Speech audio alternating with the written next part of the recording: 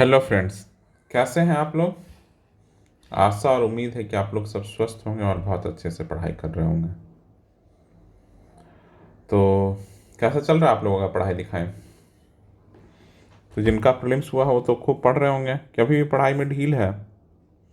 देखिए, जिनका ही प्रीलिम्स हुआ है आप लोग तो लगे लगे रहिए, मत कुछ देखिए। आज जिनका प्रीलिम्स नहीं हुआ है वो देखें कि कोर्ट में क्या चल रहा है, कोर्ट में क्या नहीं चल रहा है। तक को कल भी कोर्ट में नहीं हुआ हो पाया सुनवाई, फिर से मंडे को शायद कोई डेट है। तो जिनका नहीं हुआ आप लोग ये देखिए, जिनका हुआ आप लोग प्रीलिम्स हो गया, अब आप लोग मेंस की तैयारी की कर ही रहे होंगे। अप्रैल में होने वाला है मेंस, तो मुश्किल से अब 2-2.5 महीने बच रहे हैं, वो भी पता नहीं कौन सा अप्रैल को है। तो 1-1.5 महीने का ही वक्त है, तो आप लोग एकदम लगे रहिए। आप लोगों में हम अधिकतर आज इसी मुद्दे पे बात करेंगे। आप लोगों में अधिकतर लोगों की मैं एक ही गलती देख रहा हूँ कि सारा फोकस हिस्ट्री पे कर रहे हैं। सारी कोचिंगों में हिस्ट्री से शुरू हुआ है, जबकि हिस्ट्री का सिलेबस 4 से 5 दिन में, 5 से 1 सप्ताह 1 वीक है। लेकिन पेपर 2 का सेक्शन 1 और सेक्शन 2 बहुत ही डाइवर्सिफाई है। पेपर 2 का सेक्शन 1 और सेक्शन 2 बहुत ही डाइवर्सिफाई है। आप लोग उस पर ध्यान ही नहीं दे रहे हैं।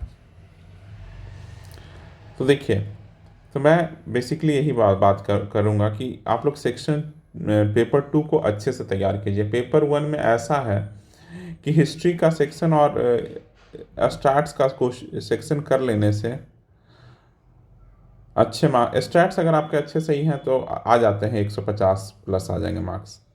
लेकिन इधर बाइफर्गेशन बहुत ज़्यादा है। Differences between the good student and the average student बहुत ज़्यादा है।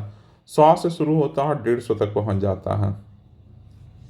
और आप अगर स्टार्ट सही कर दिए तो आप 150 शुरू हो गए हैं, 140 से शुरू हो गए हैं, से 170 तक पहुंच पाते हैं अगर स्टार्ट अगर आप सही कर दिए हैं तो।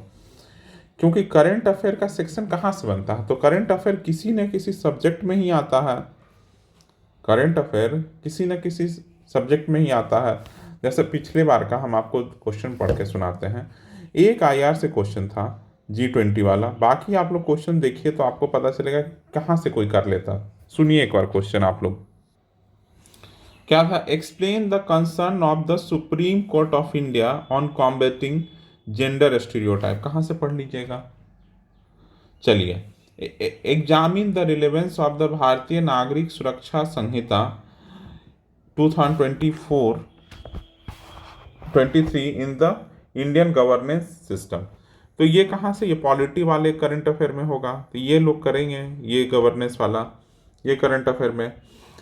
तो ये करंट अफेयर में कहाँ से आ गया? पॉलिटी। जब पॉलिटी पढ़िएगा, पॉलिटी का करंट अफेयर देखिएगा तो ये क्वेश्चन आपको दिख जाएगा।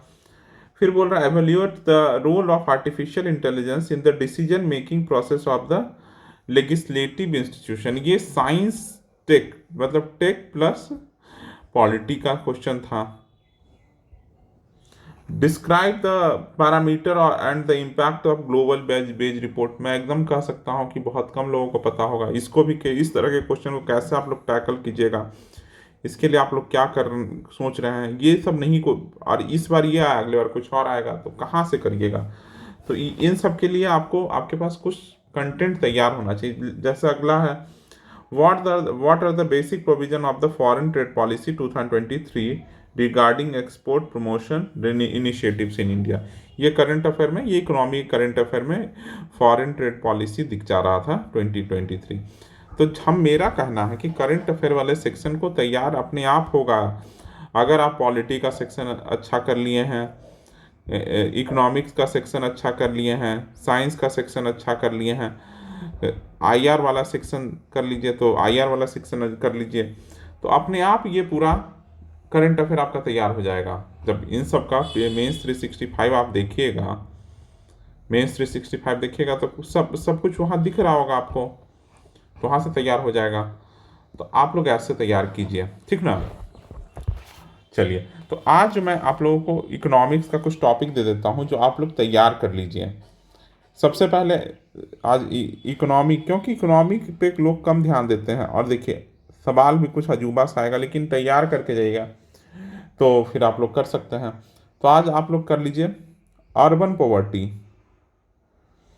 एक टॉपिक ये तैयार कीजिए, अर्बन पॉवर्टी।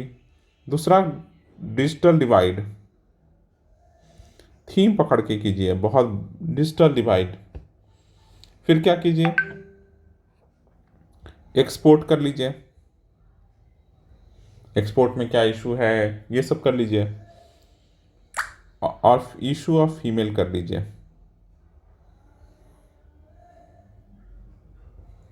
आज इतना कर लीजिए और एक और कर लीजिए, एमएसएमई।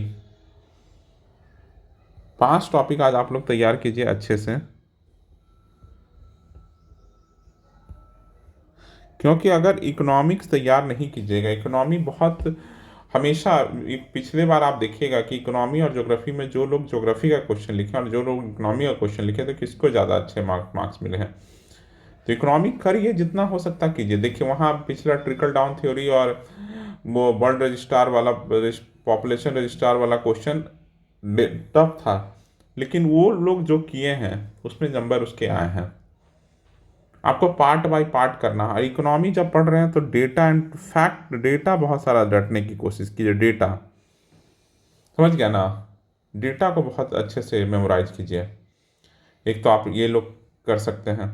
देखिए क्योंकि और अब यही वक्त है कि इस बार इतनी अच्छी अपॉर्चुनिटी में आप लोगों को ले लेना है एक रिजल्ट।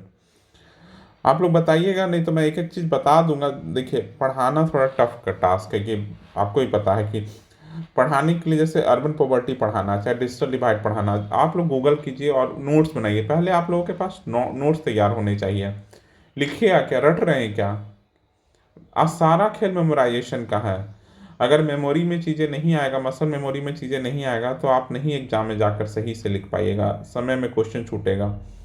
और जो लोग फर्स्ट टाइमर हैं उनके लिए तो एकदम ज़रूरी है कि आप नोट्स बनाइए।